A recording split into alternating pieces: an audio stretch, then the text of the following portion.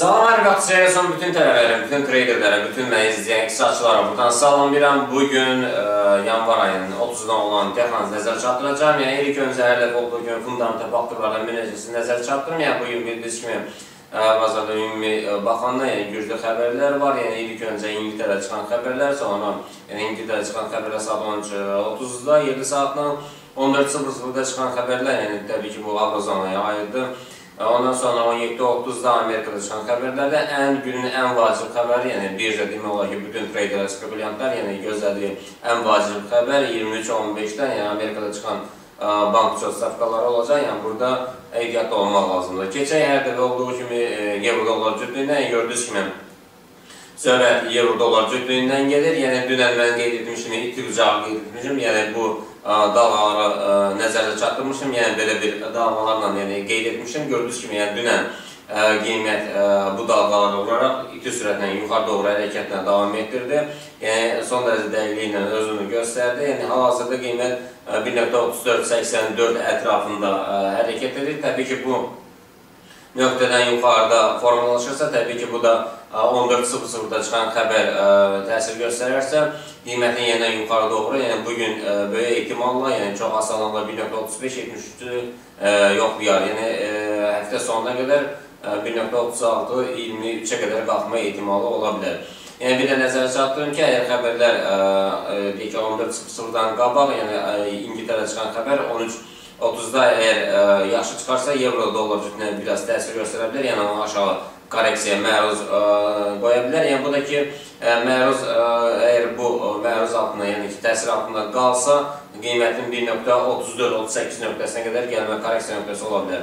Yəni dünən gördüyünüz kimi biz qeyd etmişdik ki, qiymət dalğalara bu iti bucağı arasında hərəkətin davam etdirək 1.34-13 nöqtəsindəcək, yəni də nöqtəyə korreksiya nöqtəsini yoxladı və iti sürətlə yuxarı qalxmasına hərəkətinə davam etdirdi. Təbii ki bu fiqurlar həqiqətən özünü çox doğruldur. Yəni burada gördüyünüz iti bucağın bir neçə forması var. Təbii ki bu ümumiyyətlə fiqurlar haqqında ətraflı məlumatlar görmək istəyirsə, təbii ki Inforx şirkətinə müraciət edin.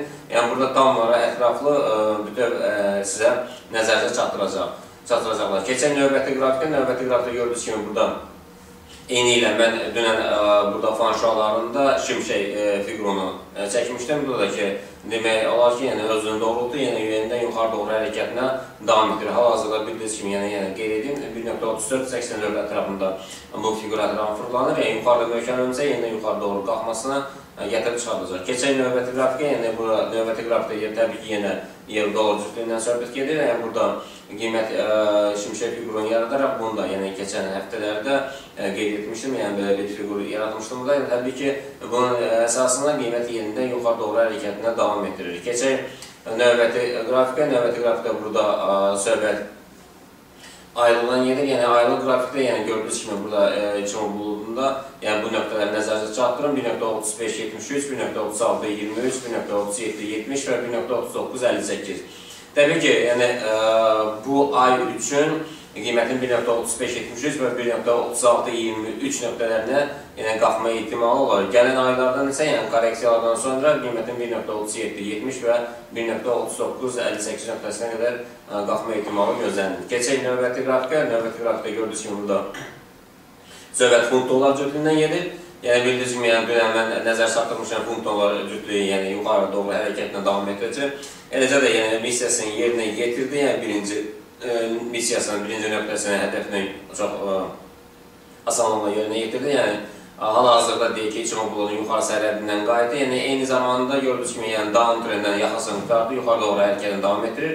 Yəni birinci hədəfi yaxın günlərdə bu gün də ola bilər, xəbərlərdən sonra 1.57-97-yə qədər qalxa bilər. Təbii ki, deyək ki, bu həftənin əvvəlində yaranan kefi bağlama ehtimalı var. Keçək uzun müddətli funt dollarının analizinə. Yəni burada gördüyünüz kimi 2009-cu ildən belə simmetrik uçağı formalaşıb. Yəni mən qeyd etmişdim dünən.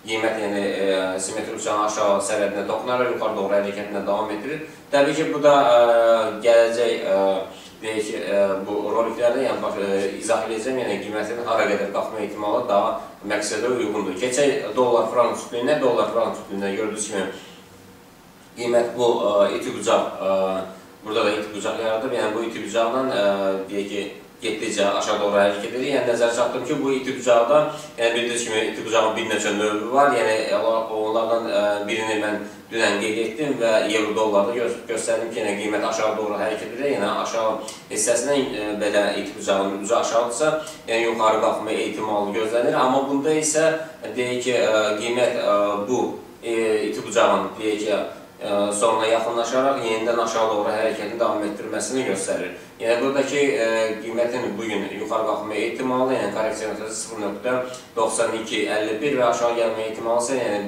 0.91-92-ni aşağı kəsərsə, yenidən aşağı doğru düşməsinə yəni gətirib çıxaracaq. Diqqətinizə görə çox sağ olun.